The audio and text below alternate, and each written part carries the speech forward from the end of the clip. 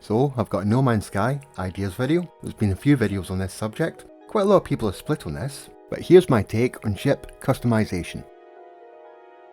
A lot of people are treating it as an either or situation. Those that want the perfect ship want full customization, and those that love ship hunting feel that ship customization will take too much out of the game.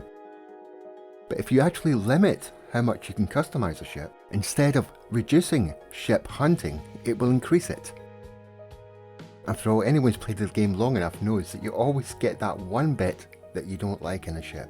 Yes, there's a few really stonking great ships out there, but most of them are close to perfection but not quite.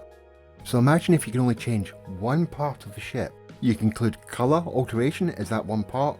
Essentially what that will do is mean that a lot more ships out there will suddenly be of interest to a lot more people.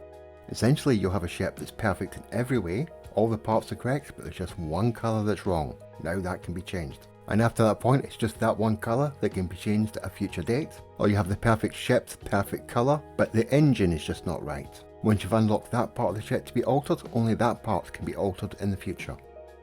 But then it comes to the parts themselves. Should Halo Games just give you all the parts in one full swoop? Or you have to scrap lots of ships to register the parts? I.e., if you want a needle nose, you have to scrap 5 needle nose ships. And as there's only 3 engine types, you'd have to scrap 10 box thrusters. But then it comes to the much wider selection of ship types. And this is where it could get a little more difficult for the programmers.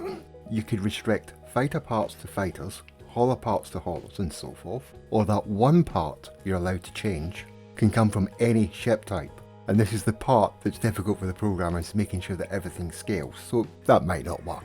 But the list of ship parts that you can see right now just shows you how many things you have to unlock.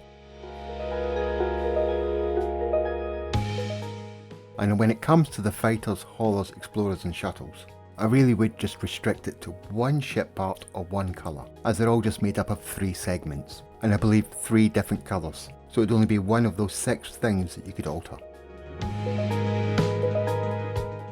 But then it comes to exotics, and to be honest I feel exotics have not had much love recently, and having some new parts really would bring them back to life. And for me, and cause it's ship customization, instead of having those new parts added directly into the game, and thereby messing up the spawn table, the new parts can either be a random drop or better still, a reward when you've unlocked all the parts for the fighter, the hauler, the explorer and so on, giving a major incentive to unlock all those parts. Of course, like everything else, you can only change one aspect of the exotic, but when it comes to living ships, I'd leave them, because well, they're living, not mechanical.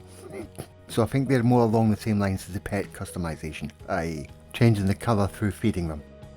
When it comes to solar ships, cause they're quite fairly new into the game, I wouldn't do too much with them just yet, but maybe in the future.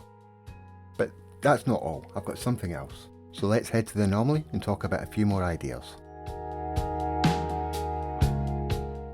A lot of people suggested making ship customization at the space station. That's a possibility, but I think something better. Why not a new base part? It'll be easier to introduce it into the game. Yes, I know you could just add a tab to ship customization, but that still involves a lot of programming. And it misses the opportunity to add additional gameplay. By making it a base part, you can turn it into a mission, therefore you're not being handed it on a plate. And as it's a new base part, that's where you scrap ships to register them. So you work through the mission, you get the ship customization terminal, you start collecting and scrapping ships in the terminal, but then I would add one more layer of complexity before you can unlock that aspect of the ship that you want to change.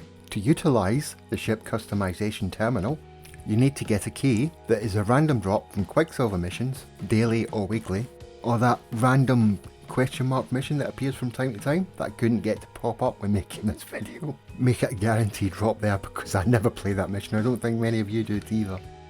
Also, I'd make sure the number of keys you can carry is restricted to, I don't know, 5. That's my idea on ship customization that doesn't take away from the game but add more to it, as we're going to have to search for a lot more ships, and also add more variety to exotic ships. But hey, you don't have to agree with me, and if you've got better ideas, put in the comments below. I hope you liked the video, and if you did, hit that like and subscribe button, or on the bell thingy. And of course, thank you for watching. See you all later.